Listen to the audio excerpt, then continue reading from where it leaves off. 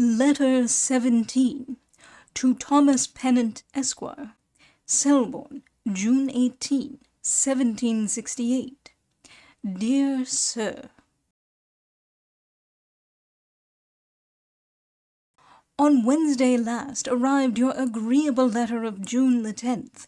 It gives me great satisfaction to find that you pursue these studies still with such vigor, and are in such forwardness with regard to reptiles and fishes. The reptiles, few as they are, I am not acquainted with, so well as I could wish. With regard to their natural history, there is a degree of dubiousness and obscurity attending the propagation of this class of animals, sometimes analogous to that of the cryptogamia in the sexual system of plants. And the case is the same as regards some of the fishes, as the eel, etc. The method in which toads procreate and bring forth seems to me very much in the dark. Some authors say that they are viviparous, and yet Ray classes them among his oviparous animals, and is silent with regard to the manner of their bringing forth. Perhaps they may be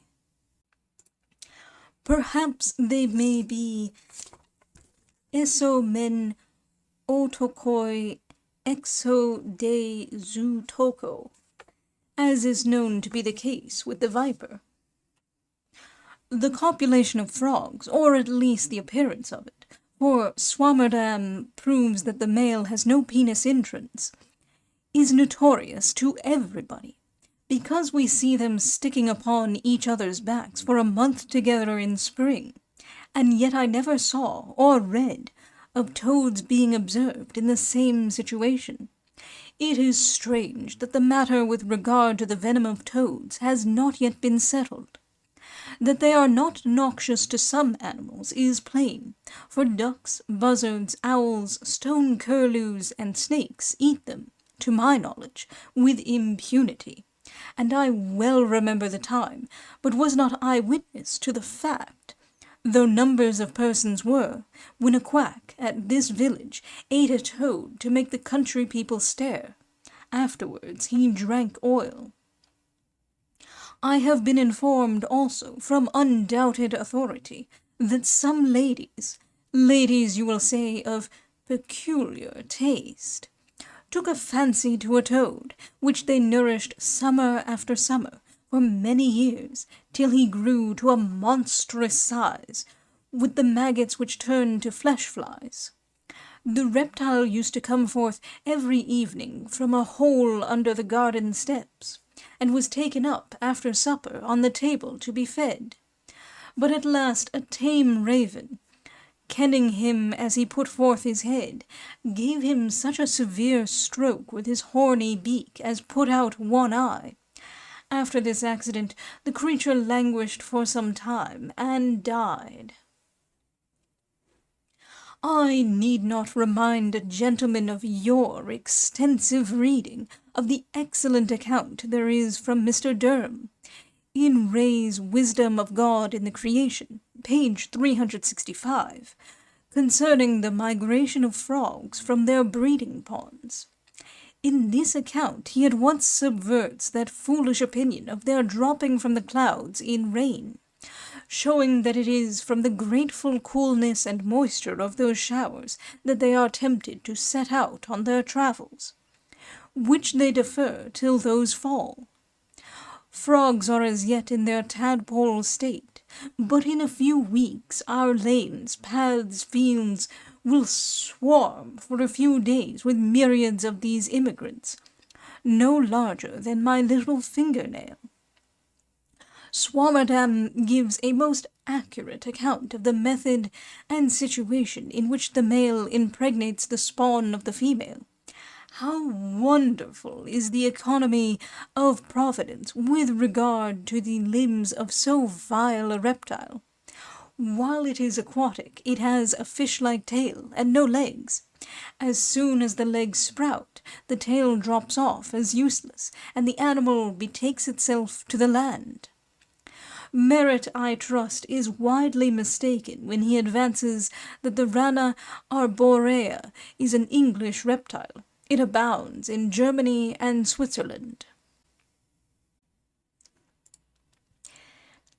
It is to be remembered that the Salamandra aquatica of Ray, the water newt or eft, will frequently bite at the angler's bait and is often caught on his hook. I used to take it for granted that the Salamandra aquatica was hatched, lived, and died in the water. But John Ellis, Esquire, F.R.S., the Coralline Ellis, asserts in a letter to the Royal Society, dated June 5, 1766, in his account of the mud iguana, an amphibious bides from South Carolina, that the water eft, or newt, is only the larva of the land eft, as tadpoles are of frogs. Lest I should be suspected to misunderstand his meaning, I shall give it in his own words. Speaking of the opercula, or covering to the gills of the mud iguana, he proceeds to say that the forms of these pennated coverings approach very near to what I have some time ago observed in the larva or aquatic state of our English lacerta, known by the name of eft or newt, which serve them for coverings to their gills, and for fins to swim with while in this state, and which they lose, as well as the fins of their tails, when they change their state and become land animals, as I have observed by keeping them alive for some time myself. Linnaeus, in his Systema Naturae, hints at what Mr. Ellis advances more than once. Providence has been so indulgent to us as to allow of but one venomous reptile of the serpent kind in these kingdoms, and that is the viper. As you propose the good of mankind to be an object of your publications, you will not omit to mention common salad oil as a sovereign remedy against the bite of the viper. As to the blindworm, Anguis fragilis, so called because it snaps in sunder with a small blow, I have found on examination that it is perfectly innocuous. A neighbouring yeoman, to whom I am indebted for some good hints, killed and opened a female viper about the 27th of May. He found her filled with a chain of 11 eggs, about the size of those of a blackbird, but none of them were advanced so far towards a state of maturity as to contain any rudiments of young.